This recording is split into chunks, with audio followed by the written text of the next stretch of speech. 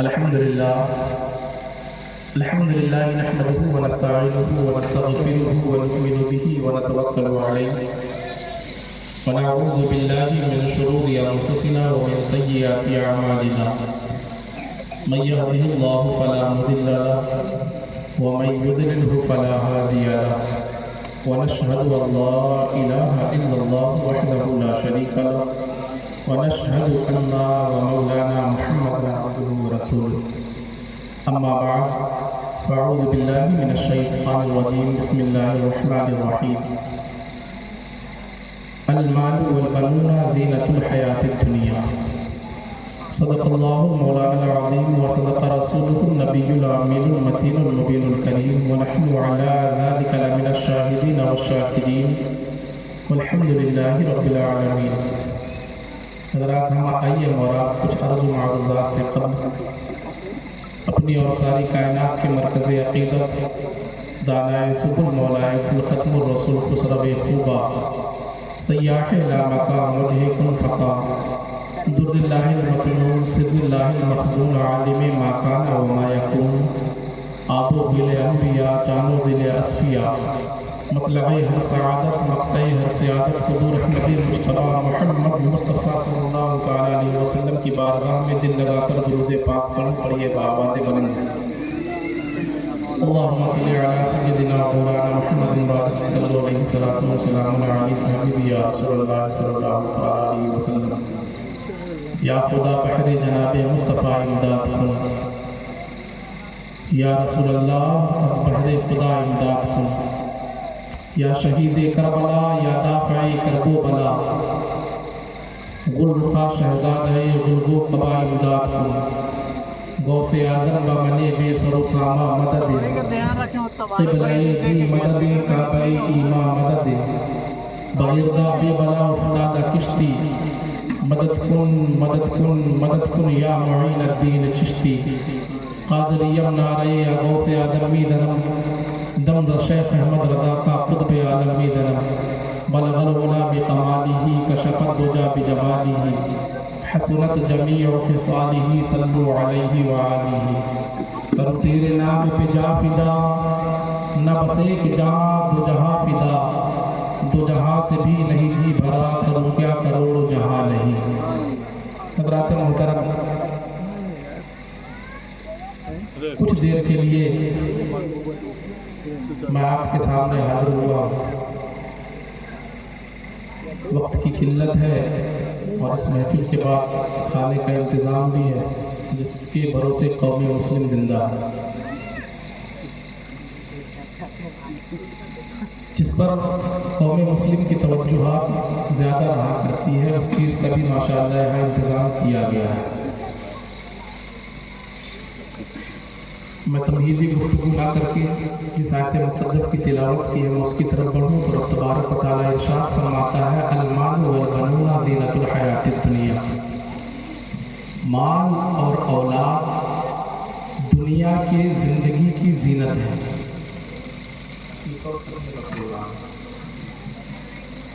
مال اور اولاد جو ہیں یہ دنیا کی زندگی کی زینت ہے. رب تبارک و تعالیٰ نے اگر کسی کو مال دیا ہے تو یہ اس کے لیے دنیا کی زینت ہے. اولاد سے نوازا ہے نعمت کے طور پر تو اس اولاد کو وہ اپنے دنیاوی زندگی کی زینت سمجھے. اور آپ کی اولاد آپ کے لیے اس دنیا میں زینت کب بنے گی؟ جب آپ اسے زینت بنائیں گے. انسان اپنے چہرے کو جب زینت بخشتا ہے، اپنے چہرے کو جب وہ مزین کرنا چاہتا ہے تو اسے پہلے پانی سے دھل کر صاف کیا کرتا ہے. اپنے چہرے کو بناتا، نکھارتا، سنوارتا ہے، سجاتا ہے اپنے چہرے کو. تو اگر آپ چاہتے ہیں کہ رب تبارک و تعالیٰ نے جو ارشاد قرآن مقدسہ میں فرمایا ہے کہ تمہارے مال اور تمہاری اولاد تمہاری دنیاوی زندگی کی زینت ہے، تو اگر آپ چاہتے ہیں کہ آپ کے اولاد آپ کی زندگی کی زینت بنے تو آپ کو اپنے اولادوں کو بھی اسی طریقے سے سنوارنا ہوگا. اور وہ سنوریں گے کیسے؟ جب آپ انہیں علم دین کی دولت سے مالا مال کریں گے،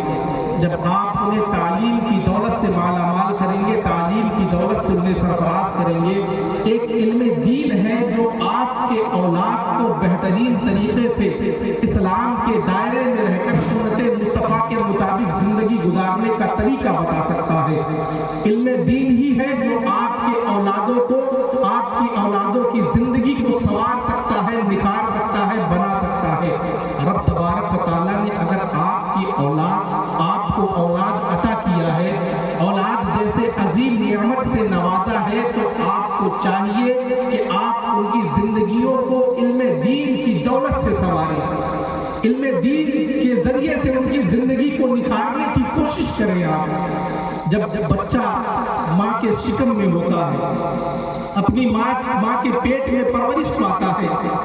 اس وقت ماں کو چاہیے کہ وہ رب تبارک و تعالیٰ کے فرمان کے مطابق زندگی گزارے، قرآن مقدسہ کی زیادہ سے زیادہ تلاوتیں کرے، حضرت فاطمہ الزہرا رضی اللہ تعالی عنہا کی سیرت کو اپنانے کی کوشش کرے۔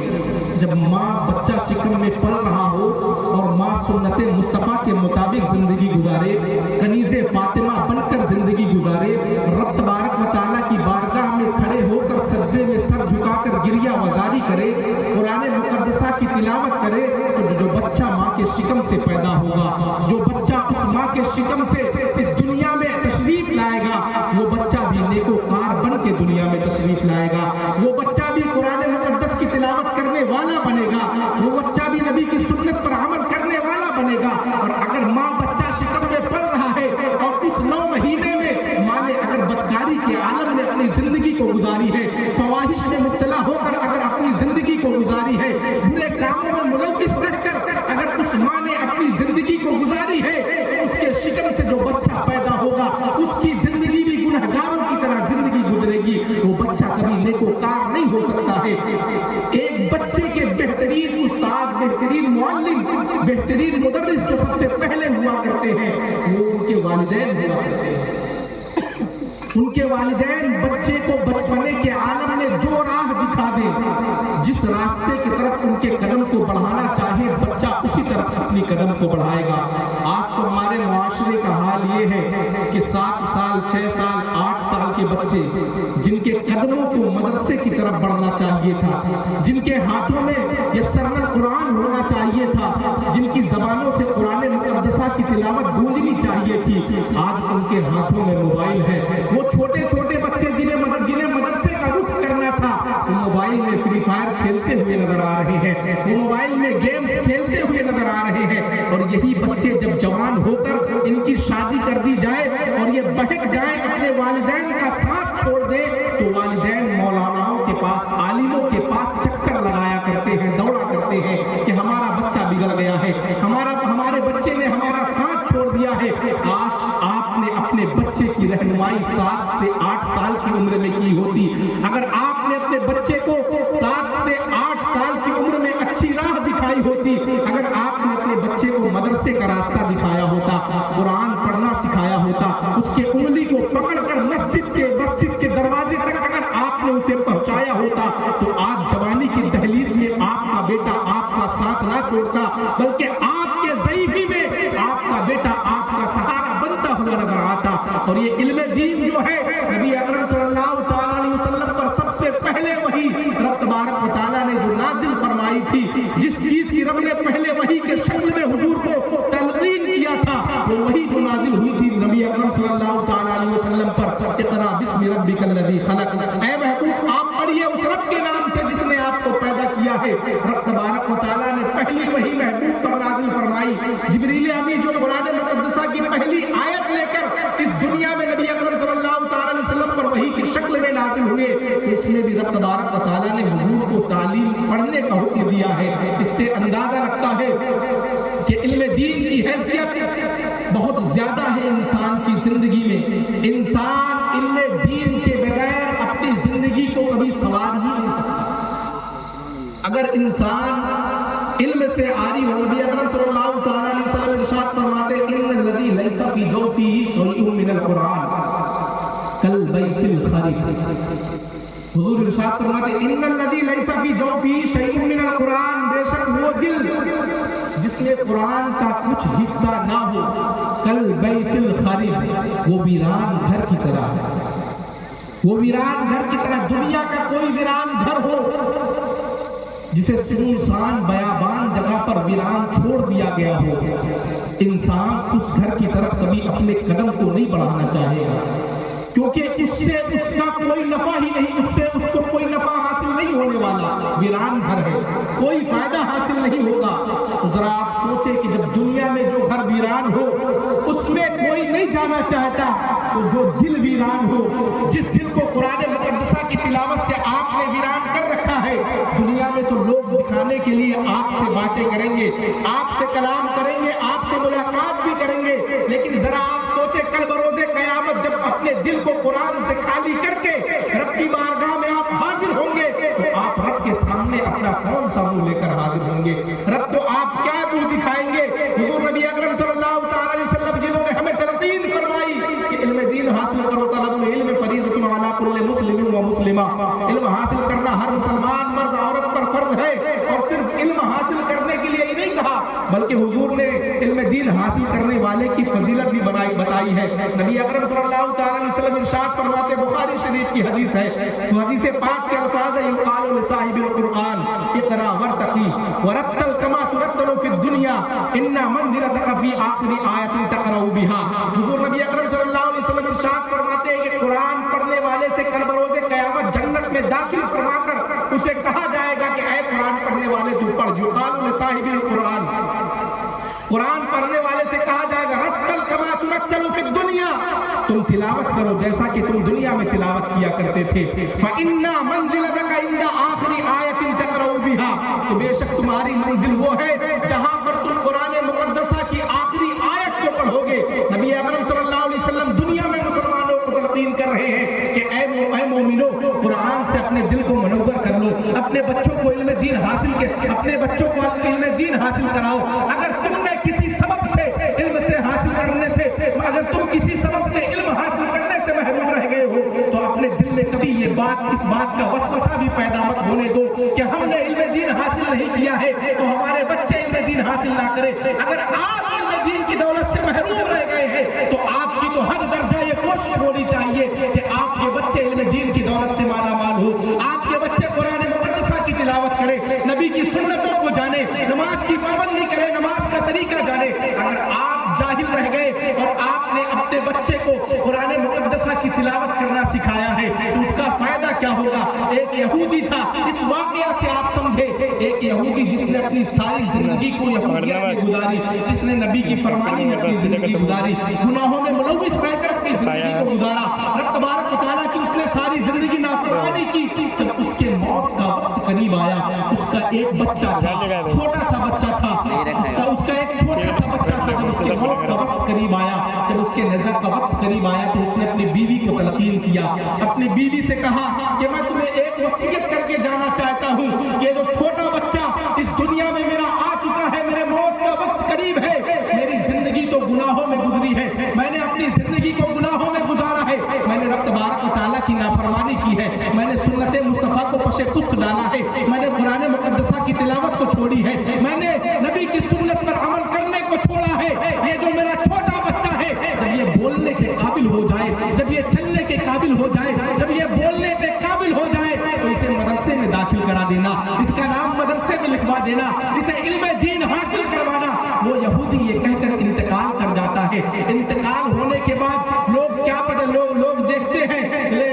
انتقال ہونے کے بعد لوگ اپنے اس دور کے ولی اللہ کے پاس جاتے ہیں اور جانے کے بعد عرض کرتے ہیں کہ ہم جاننا چاہتے ہیں کہ جو یہودی اس دنیا کو چھوڑ کر گیا ہے، جو یہودی دنیا میں شرابی تھا، زانی تھا، بدکار تھا، اس کا حال قبر میں کیا ہے؟ وہ اللہ کے ولی بتاتے ہیں کہ اس یہودی پر رب تبارک و تعالیٰ کا عذاب مسلط کر دیا گیا ہے، اس یہودی کو رب تبارک و تعالیٰ نے عذاب میں ملوث کر دیا ہے، وہ یہودی عذاب میں ملوث ہے، عذاب میں گھرا ہوا ہے، رب تبارک و تعالیٰ اس کے دنیا میں کیے ہوئے تمام گناہوں کا اسے عذاب دے رہا ہے۔ جس یہودی نے اپنی ساری زندگی گناہوں میں گزاری، شراب نوشی میں گزاری، جس یہودی نے اپنی زندگی زناکاری میں گزاری، بدکاری میں گزاری، قبر میں وہ یہودی گناہ میں ملوث ہے، لیکن اس کا وہ بیٹا جسے اس نے وصیت کر گیا تھا کہ جب یہ بولنے کے قابل ہو تو دینا، اسے نبی کی سنت پڑھا، اسے نبی کی سنت کے بارے میں بتانا، اسے قرآن کا علم حاصل کروانا۔ جب وہ بچہ بولنے کے قابل ہوتا ہے، اس کی ماں اسے لے کر مدرسے میں پہنچتی ہے، جیسے ہی وہ بچہ بسم اللہ الرحمن الرحیم پڑھتا ہے، وہ اللہ کے ولی گاؤں کے لوگوں کے پاس آتے ہیں، عرض کرتے ہیں بڑا ماجرا ہو گیا ہے۔ وہ یہودی جس نے اپنی ساری زندگی کو گناہوں میں گزاری ہے، وہ یہودی جس کی زندگی شراب نوشی میں گزری ہے، زناکاری میں گزری ہے، بدکاری میں گزری ہے، آخر ماجرا کیا ہے؟ جس یہودی کو رب تبارک و تعالیٰ نے عذاب میں ملوث کیا تھا، جس پر عذاب دیا جا رہا تھا، جو عذاب میں گھرا ہوا تھا، آج میں نے دیکھا کہ وہ یہودی جنت کا سیر کر رہا ہے، اسے فرشتے جنت کا سیر کروا رہے ہیں، وہ جنت میں ٹہل رہا ہے، جنت میں گھوم رہا ہے۔ ماجرا کیا ہے؟ جب پتہ لگایا جاتا ہے تو پتہ چلتا ہے کہ اس کا ایک چھوٹا بچہ تھا، جس کے بارے میں اس نے اس کی ماں سے وصیت کی تھی کہ جب یہ بچہ بولنے کے قابل ہو تو اسے مدرسے میں داخل کروا دینا۔ آج پہلی مرتبہ اس کا بچہ مدرسے میں قدم رکھا ہے اور اس نے بسم اللہ الرحمن الرحیم پڑھی ہے۔ وہ اللہ کے ولی رب کی بارگاہ میں اپنے دست کو دراز کر عرض کرتے ہیں، اے مولا تیری قدرت کیا ہے؟ جس یہودی کو تو نے عذاب میں ملوث کیا تھا، عذاب سے جو یہودی گھرا ہوا تھا، آج وہ جنت کا سیر کر رہا ہے، آج وہ جنت میں ٹہل رہا ہے، جنت کی غذائیں سے نصیب ہو رہی ہے، جنت سے وہ پانی پی رہا ہے۔ ماجرا کیا ہے؟ غیب سے آواز آتی ہے، اے اللہ کے برگزیدہ بندے سنو، اے اللہ کے برگزیدہ بندے سنو۔ اس کا ایک بچہ تھا، آج اس بچے نے دنیا میں مجھے رحمان اور رحیم کہہ کر پکارا ہے، آج اس بچے نے بسم اللہ الرحمن الرحیم پڑھا ہے، مجھے رحمان کہا ہے، رحیم کہا ہے، اور جب دنیا میں اس کا بچہ مجھے رحمان اور رحیم کہہ کر پکارے تو میری قدرت کو یہ کب گوارا ہو سکتی ہے کہ میں اس کے باپ کو جہنم کی عذاب میں مبتلا کر کے رکھوں۔ ذرا آپ سوچیں کہ جس کا والد دنیا میں اپنی ساری زندگی جس نے گناہوں میں گزاری، جس کی ساری زندگی گناہوں میں کٹی، اپنی زندگی میں شراب نوشی بھی کرتا تھا، زناکاری میں بھی مبتلا رہتا تھا، بدکاری بھی کیا کرتا تھا، گناہ کے تمام کام وہ شخص کیا کرتا تھا، لیکن وہ جاہل تھا، وہ گنہگار تھا۔ مرنے کے وقت ایک وصیت کر گیا کہ بچہ بولنے کے قابل ہو تو اسے مدرسے میں داخل کروا دینا۔ اور جب اس کا بچہ مدرسے میں داخل ہوا، صرف اس نے اپنی زبان سے بسم اللہ الرحمن الرحیم پڑھا۔ رب تبارک و تعالیٰ کو یہ گوارا نہیں ہوا کہ جس کا بچہ مجھے رحمان اور رحیم کہہ کر پکارے، میں اس کے باپ کو قبر کی عذاب میں مبتلا کر کے رکھوں، میں اس کے باپ کو عذاب دوں۔ اگر آپ کسی سبب سے جاہل رہ گئے ہیں، آپ نے اگر کسی وجہ سے دین کی تعلیم حاصل نہیں کی ہے، تو آپ کے بچے اگر رب تبارک و تعالیٰ نے اولاد جیسی نعمت سے آپ کو نوازا ہے تو آپ اپنے بچوں کو علم دین حاصل کرائیں۔ آپ کے اسی سراج پور میں آپ کا محبوب ادارہ دارالعلوم اہل سنت نور العلوم، اس کے در و دیوار آپ کے بچوں کو آواز لگا رہی ہے۔ آج اگر ہم نے ان مدرسوں کو آباد نہیں کیا، کون ہمارے خلاف تو دشمنوں کی سازشیں چل ہی رہی ہے۔ زمانے کے لوگ تو چاہ ہی رہے ہیں کہ یہ مدرسہ بند کر دیا جائے،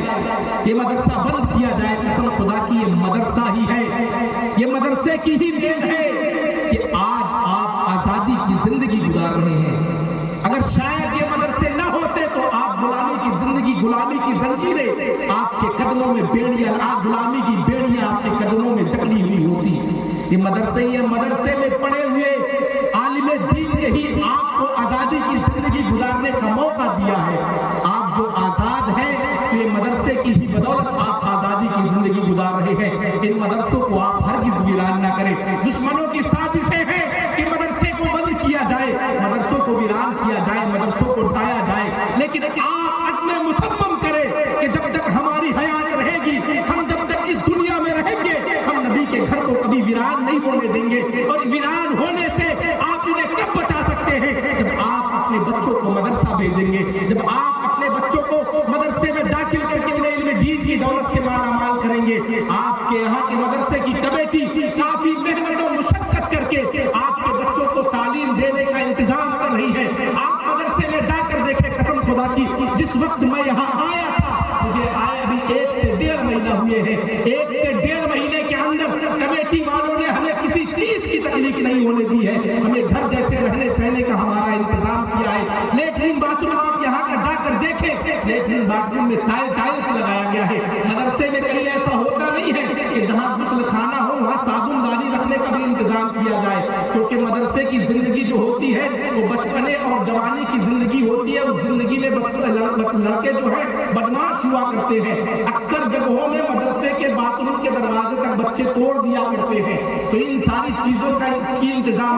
मदरसे में नहीं की जाती है। बच्चे बदमाश हुआ करते हैं, लेकिन कसम खुदा की यहाँ के लोगों का हमने जज्बा देखा है। यहाँ के लोगों के दिलों के अंदर हमने एक उमंग देखा है। मदरसा चलाने का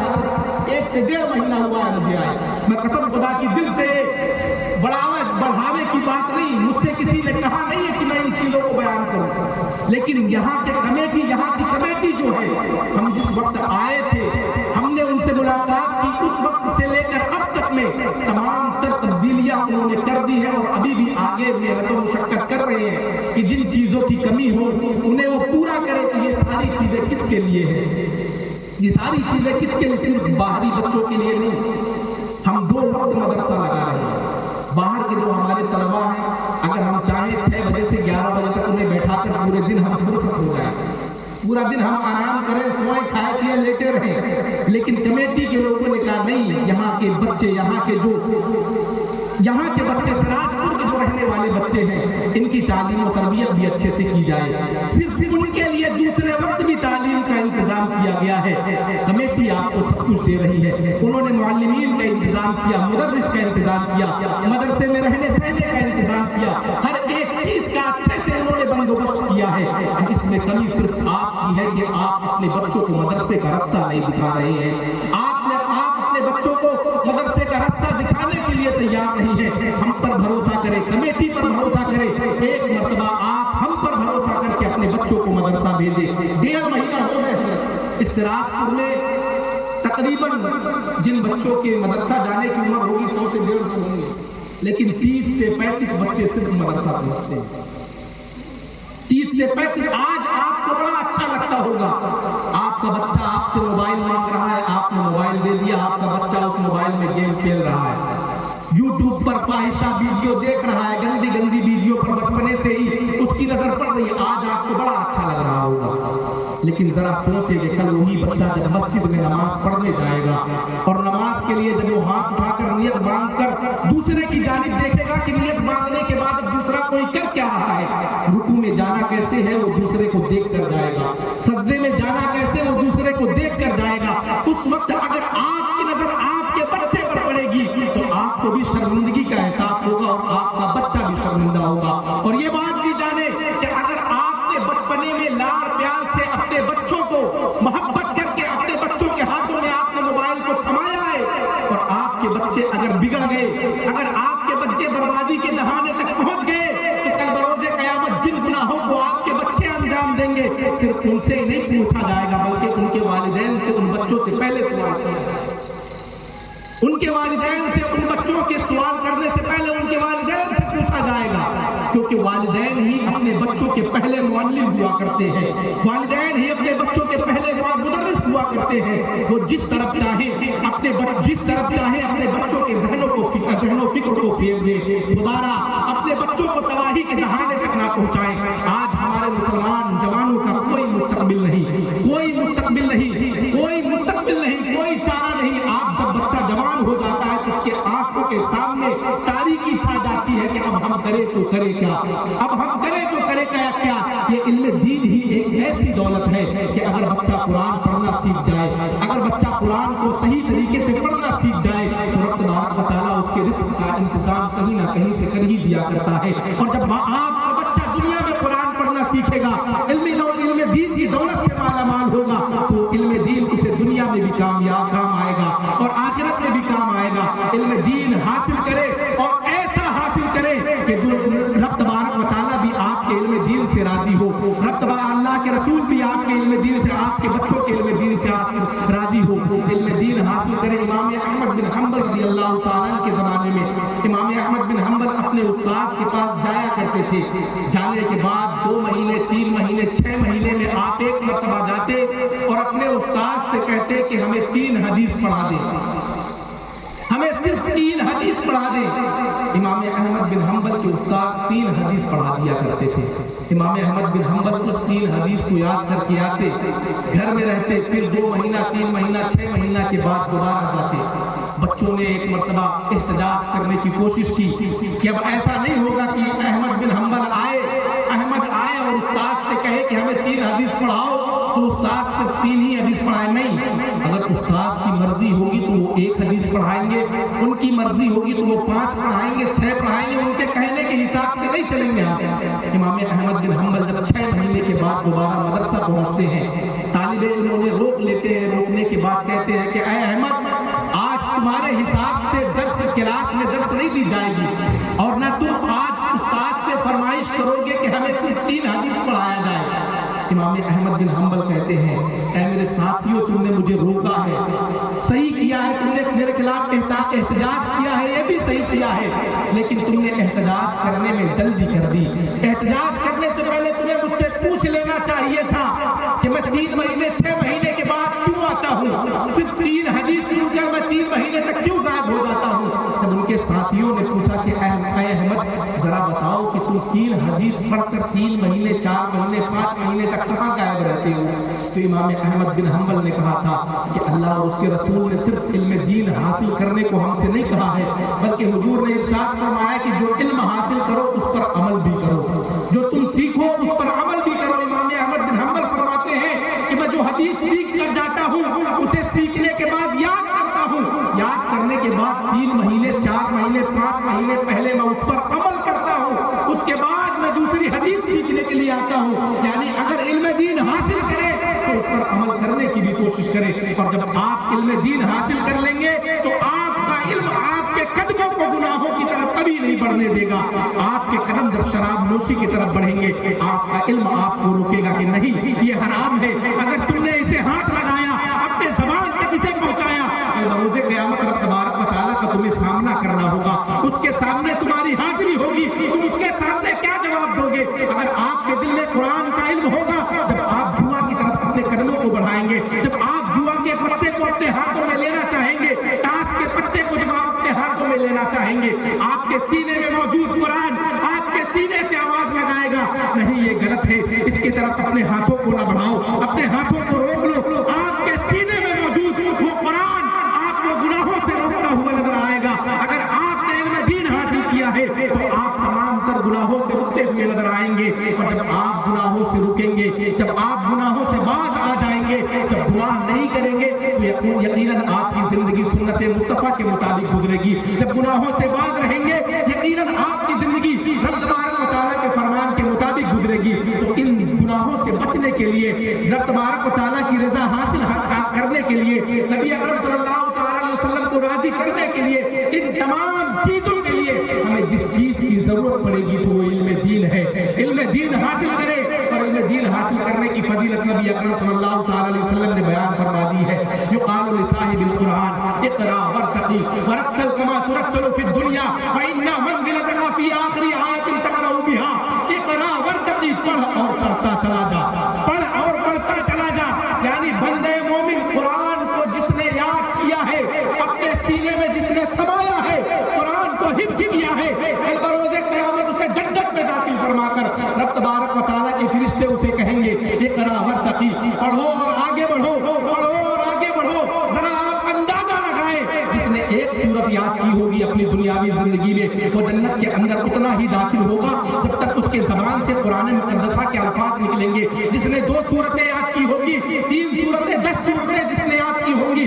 وہ اتنا ہی آگے بڑھے گا جتنے جب تک اس کے زبان سے قرآن مقدسہ کی تلاوت ہوتی رہے گی۔ لیکن ذرا سوچے کہ جس نے پورے قرآن کو اپنے سینے میں سمایا ہے، جس نے پورے قرآن کو حفظ کیا ہے، پورے قرآن کو یاد کیا ہے، جب اس سے فرمایا جائے گا اقرا وارتقی، پڑھو اور آگے بڑھتے چلو، ورتل کما ترتل فی الدنیا، اور ایسا پڑھو جیسا تم دنیا میں پڑھتے تھے، فإن منزلتک عند آخر آیت تقرأ بها، تو بے شک تمہاری آخری منزل وہی ہے جہاں پر تمہاری تلاوت ختم ہوگی۔ تو پتہ چلا کہ جو پورے قرآن کا حافظ ہوگا وہ پورے جنت کا سیر کرتا ہوا نظر آئے گا، جو پورے قرآن کا حافظ ہوگا اسے جنت کی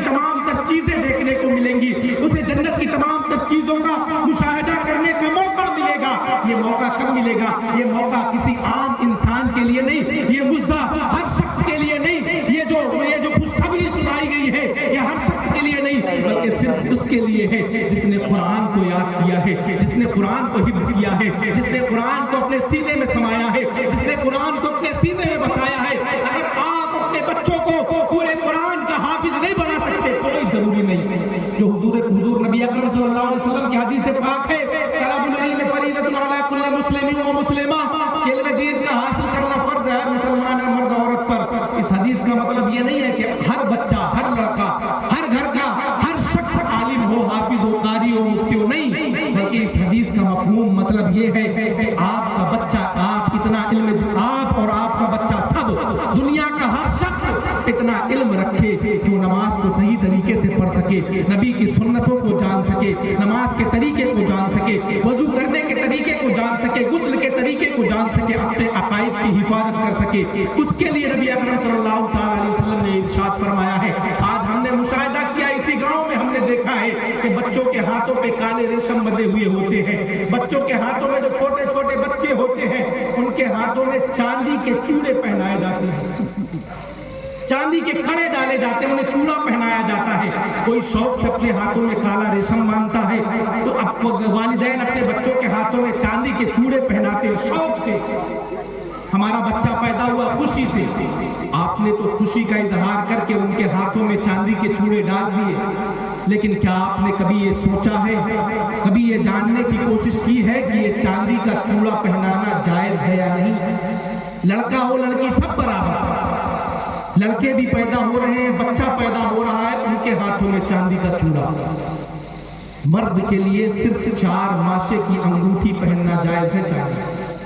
اور چوڑا جو آپ پہناتے ہیں بچے کے ہاتھ میں وہ 4 ماشے سے زیادہ ہوا کرتا ہے۔ آپ اپنے بچوں کے ہاتھوں میں چوڑا پہنا کر بچپن سے ہی اسے گناہ میں ملوث کر رہے ہیں۔ آپ نے اس کے ہاتھ میں چوڑا پہنا کر، ابھی اس کی کوئی غلطی نہیں، وہ کچھ نہیں جانتا، کچھ بھی نہیں جانتا، کوئی سمجھ نہیں ہے اسے، لیکن آپ نے اس کے ہاتھ میں چوڑا پہنا دیا۔ چوڑا پہنانے کے سبب آپ کے نامہ اعمال میں تو گناہ لکھا جائے گا، لیکن وہ معصوم بچہ، بے قصور بچہ جسے ابھی کسی چیز کا علم نہیں، آپ نے اس کے نامہ اعمال میں بھی گناہ لکھوانے کا ذریعہ بنا دیا۔ ریشم، ہمارے نوجوان اپنے ہاتھوں میں ریشم باندھتے ہیں، ریشم پہنتے ہیں۔ میرے بھائی تمہیں پتا ہونا چاہیے کہ غسل میں 3 فرائض ہیں، اور غسل کرتے وقت اگر یہ جو روا ہوا کرتا ہے بال کے برابر جگہ بھی باقی رہ جائے اگر تو غسل نہیں ہوتا۔ آپ نے 10 پرت 12 پرت 15 مرتبہ گھما کر اپنے ہاتھوں میں ریشم کو باندھا ہوا ہے۔ آپ جب غسل کریں گے تو ذرا آپ خود سے سوچیں کہ کیا پانی آپ کے ہاتھوں تک پہنچے گا؟ ہرگز نہیں۔ وہ ریشم پانی کو پہنچنے سے روکے گا۔ آپ کو نہانے کی حاجت ہوئی، غسل کی حاجت ہوئی، آپ تو اپنے اعتبار سے غسل کر لیے، لیکن پانی وہاں تک پہنچا ہی نہیں، آپ ناپاک ہیں، نماز پڑھ رہے ہیں، ناپاکی کے عالم میں پڑھ رہے ہیں، عبادت کر رہے ہیں، ناپاکی کے عالم میں عبادت کر رہے ہیں۔ تو یہ ریشم اور یہ چوڑا، یہ سب جو پہناتے ہیں، باندھتے ہیں، یہ سب جاہلی کی وجہ سے ہے، جہالت کی وجہ سے ہے۔ مغربی تہذیب ہم پر اتنی غالب ہو چکی ہے، مغربی تہذیب کی طرف ہم نے اپنے قدم کو اتنا بڑھا دیا ہے، اتنا آگے پہنچ چکے ہیں مغربی تہذیب کی جانب کہ اس سے پیچھے آنا، اس کی جانب سے قدم کو بڑھانا بہت مشکل ہے، لیکن اگر کوشش کی جائے تو کامیابی ضرور حاصل ہوگی۔ اس لیے جب بچہ ماں کے شکم میں ہو تو اس وقت سے ماں کو قرآن مقدسہ کی تلاوت کرنی چاہیے تاکہ بچہ پیدا ہو۔ آپ نے تاریخ پڑھی ہوگی، کتابوں کا مطالعہ کیا ہوگا کہ اگر ماں بچہ شکم میں ہو، پیٹ میں ہو، قرآن مقدسہ کی تلاوت کرے، رب تبارک و تعالیٰ کے فرمان کے مطابق زندگی گزارے، نبی کی سنتوں پر عمل کرے، کنیز فاطمہ بن کر زندگی گزارے، حضرت فاطمہ کی سیرت کو اپنائے، اپنے سر کو ہمہ وقت دوپٹوں سے ڈھک کر رکھے اور قرآن کی تلاوت کثرت کے ساتھ کرے، تو قسم خدا کی آپ نے تاریخ دیکھی ہے کہ جب ماں فاطمہ جیسی ہو اور باپ ابو صالح موسیٰ جنگی دوست جیسا ہو، ماں فاطمہ جیسی ہو، قرآن کی تلاوت کرنے والی ہو، نماز کی پابندی کرنے والی ہو، کنیز فاطمہ ہو، رب تبارک و تعالیٰ کے فرمان کے مطابق زندگی گزارنے والی ہو، نبی کی سنت پر عمل کرنے والی ہو، ماں فاطمہ फातिमा जैसी हो और बाप अबू सालेह मूसा जंगी दोस्त जैसा हो। माँ जब बच्चा सिकम में हो और कुरान की तिलावत करने वाली हो तो बेटा फिर 18 पारे का हाफिज कुरान बनकर पैदा हुआ करता है। एक यहूदी साइंसदान ने, अमेरिका के एक यहूदी साइंसदान ने कहा था कि अगर औरतें प्रेगनेंसी की हालत में, यानी जब प्रेग्नेंट हो, हमल से हो, उस वक्त मैथ को हल करे, मैथ हल करे, तो जो बच्चा उसके शिकम से पैदा होगा वो माइंडेड पैदा होगा, दिमाग वाला पैदा होगा, दिमागदार ज़हीन पैदा होगा। कसम खुदा की उस यहूदी ने सिर्फ इतना कहा था कि अगर बच्चा शिकम में पल रहा हो और उस आलम में अगर माँ मैथ हल करे तो बच्चा माइंडेड पैदा होगा। हम उस यहूदी से कहना चाहते हैं कि जो कुरान हमारे नबी पर नाजिल हुआ, जिस कुरान को रब तबारक व तआला ने मुसलमानों के लिए रहनुमाई का जरिया बनाया, जो कुरान हिदायत और रहनुमाई का जरिया है, जो हमारे नबी पर नाजिल हुआ, 23 बरस में जो आया, जो हमें जिंदगी गुजारने का तरीका बताता है, अगर बच्चा शिकम में हो और माँ उस कुरान की तिलावत कर ले तो बच्चा सिर्फ माइंडेड नहीं बल्कि हाफिज कुरान बनकर पैदा हो। लेकिन जरूरत इस बात की है कि हम पढ़े, बिना पढ़े कुछ नहीं होने वाला। आप सोचते रहे कि हम कल से परसों से पढ़ेंगे, सोचते रहिए, कुछ नहीं होने वाला। जब पढ़ेंगे तभी होगा, जब आप इल्म दीन हासिल करेंगे तभी इल्म दीन, तभी नफा हासिल होगा, तभी आपको फायदा पहुंचेगा। लिहाजा वालिदैन को चाहिए कि अपने बच्चे की परवरिश सही तरीके से करें, उन्हें मदरसे का रास्ता दिखाएं। मैं अपने आप से बताया कि दारुल उलूम अहले सुन्नत नूरुल उलूम आपका अजीज इदारा, आपका महबूब इदारा आपके गांव में मौजूद है। माशाअल्लाह यहाँ तालीम भी दी जा रही है। आप हम पर एक मरतबा भरोसा करके देखें, कमेटी वालों की बात पर, ये जो नौजवान हैं इनका हौसला अभी उरूज पर है, इनके हौसले को मत तोड़ें आप, इनके हौसलों को पस्त मत होने दें। अगर इनका जज्बा बेदार हुआ है, अगर इनके दिल में ये जज्बा पैदा हुआ है कि हमें नूरुल उलूम को सींचना है, इसे आगे बढ़ाना है, इसे बुलंदी तक पहुंचाना है, कामयाब करना है, अगर इन्होंने अज़्म मुसम्मम किया है, अगर इनके दिलों में जज्बा पैदा हुआ है, आप इनके जज्बों को खुदा पस्त ना करें, आप इनके हौसलों को पस्त ना करें, इनके हौसलों को तोड़े ना। और इनके हौसलों को आप कब बुलंद कर सकते हैं? इन्हें कब इस चीज का एहसास होगा कि हमारी मेहनत काम आ रही है, हमारी मेहनत रंग ला रही है? इन्हें उस वक्त इस चीज का एहसास होगा जब आप अपने बच्चों को मदरसे में भेजेंगे। जब आप अपने बच्चों को मदरसे में भेजेंगे तो इन मेहनत करने वालों को भी इस चीज का एहसास होगा कि नहीं, अगर हमने इस मदरसे के पीछे रमजान के महीने में रोजे रहकर धूप में बच्चों के लिए अगर हमने चंदा किया है, दर दर की ठोकरें खाई है, दर दर पर हमने हर घर के दरवाजे पर हमने दस्तक दी है। अरे यहाँ जो नौजवान जितने कमेटी में है माशाअल्लाह, मैंने देखा है, अंदाजा किया है, सब घर से अच्छे हैं, सब मालो दौलत वाले हैं, सब पैसे वाले हैं, सबके पास गाड़ियां, दो गाड़ी, 2.5 लाख रुपए की गाड़ी है एक नौजवान के पास, और वो भी दो गाड़ी, अकेला है लेकिन 2 गाड़ी है। सबके पास अच्छी गाड़ी, रहने के लिए अच्छा मकान, खाने के लिए अच्छा खाना, लेकिन वो फिर भी आप घर में रहते हैं। कभी मदरसे में जाकर देखे, हमारे नौजवानों ने 1:30 बजे रात तक जग कर मदरसे का काम किया। दिन में उन्हें मौका नहीं मिलता, वो अपने दुकान में मशगूल रहते हैं, तो 8 बजे आने के बाद 8 बजे से 1:30 बजे रात तक जग कर उन्होंने मदरसे का काम हमारे मेरी नजरों के सामने अंजाम दिया। तो ये जो नौजवान जो मेहनत कर रहे हैं, ये सिर्फ इसीलिए मेहनत कर रहे हैं कि जो नूरुल उलूम है ये ऊपर तक पहुंचे,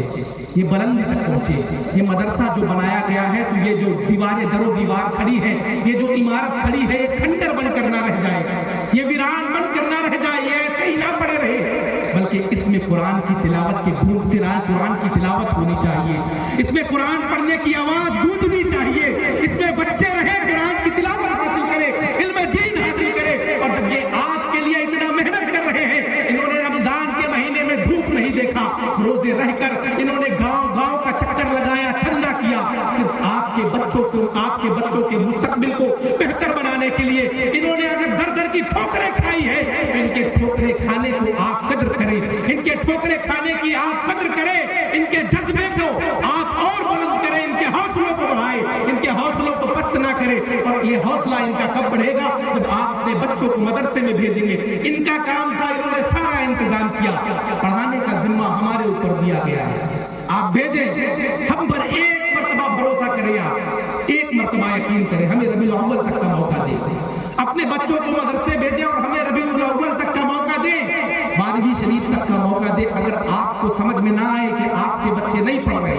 ہمیں بھی یہاں سے نکال دیجئے اور اپنے بچوں کو بھی واپس بلا لیجئے. جب ہم اگر تعلیم ہی نہیں دے سکتے تو ہمیں تنخواہ دینے کا کوئی فائدہ نہیں. تو آپ پہلے بھیجے 4 مہینہ ہمیں وقت دیں. اگر اس 4 مہینے کے اندر آپ کے بچوں کے زبان سے کھانا کھانے سے پہلے کھانے کی دعا, کھانے کے بعد کھانا کھانے کے بعد کی دعا, سونے سے پہلے سونے کی دعا, کلمہ طیبہ کا زبان پر ورد نہ ہو, نبی اکرم صلی اللہ علیہ وسلم کی کچھ حدیثیں یاد نہ ہو, نماز پڑھنے کا اگر طریقہ معلوم نہ ہو, تب پھر آپ آ کر ہم سے شکایت کریں. لیکن یہ سب چیزیں ہوں گی کب جب آپ اپنے بچوں کو بھیجیں گے. مجھے پتا ہے کچھ لوگ ہوں گے ارے ان کا تو کام ہی ہے, جمعہ میں بھی کھڑے ہوتے ہیں, آدھا گھنٹہ چلائے بیٹھ گئے, ابھی بھی ہے آدھا گھنٹہ چلائیں گے بیٹھ جائیں گے. لیکن ہمارا چلانا, ہم چلا رہے ہیں,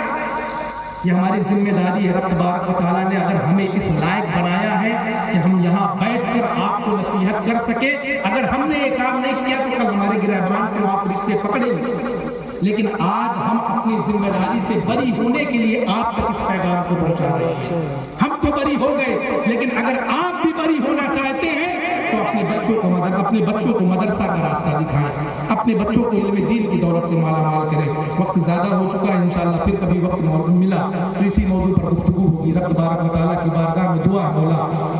ہمیں اور آپ کو علم دین کی دولت سے مالا مال فرمائے, سنت مصطفیٰ کے مطابق زندگی گزارنے کی توفیق عطا فرمائے, رب تبارک و تعالیٰ کے فرمان پر عمل کرنے کی توفیق عطا فرمائے. آئیے میرے ساتھ مل کر استغفار پڑھیں. استغفر اللہ ربی من کل ذنب واتوب الیہ وآخر